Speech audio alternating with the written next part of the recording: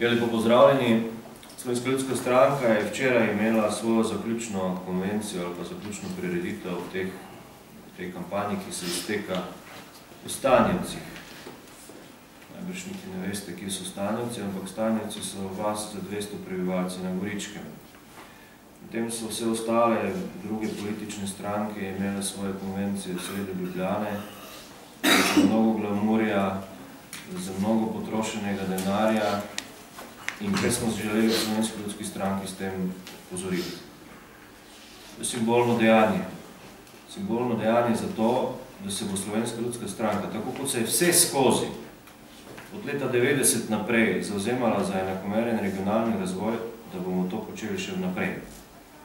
V Slovenski ljudski stranki smo do sedaj storili največ na tem področju. Spomnimo, tukaj prisotni, gospod Žagar, minister za lokalno samoupravo, je pripravil celoten paket zakonodaje za ustanovitev regij. 4 zakoni. Je res, Ivan? 6 zakonov. Jaz obžalujem, da smo to priložnost takrat zamudili. In verjamem, da v tem mandatu ne bo, ne bom rekel, da ne bo časa, niti denarja, niti ne bo možnosti za to in sem realen, da bi ustanavljali regije v tem mandatu, ker bo potrebno vso pozornost posvetiti gospodarstvu in drugim problemom, ki so v tej državi. Ampak to ne pomeni, da ni moč nekatere pristojnosti, ki so se jih nekateri vzeli in jim ne pritičejo, prenesti na lokalni nivo.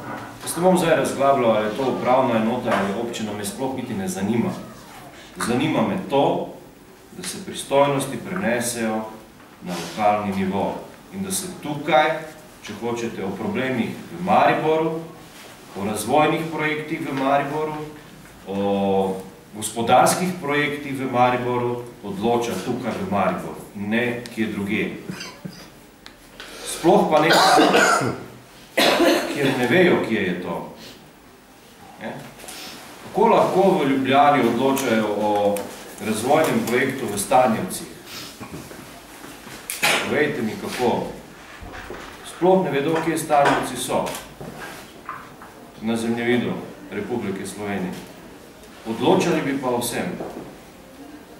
Torej, Slovenska ljudska stranka je bila porok in bo ostala porok za enakomeren regionalni razvoj, zato ker moramo omogočiti vsem otrokom, tako tistim, ki so rojeni v Prekmurju, kot tistim, ki so rojeni v Halozah, Slovenskih goricah, če hočete v Beli krajini, Brkinih ali še kje na Koroškem denimo, da bodo imeli enake možnosti za svoj razvoj, kot tisti, ki so rojeni denimo v Ljubljani.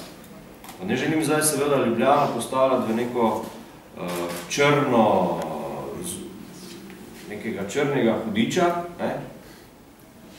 Ljubljana je naša prestolnica, mora imeti svoj status, mora imeti svoje priložnosti za razvoj, ampak to ne pomeni, da bomo imeli v Sloveniji 2 hitrosti razvoja, ali pa 3, ali pa 4.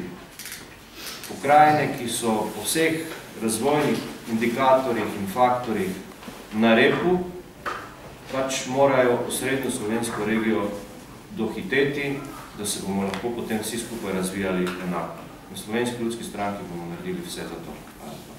Hvala lepa.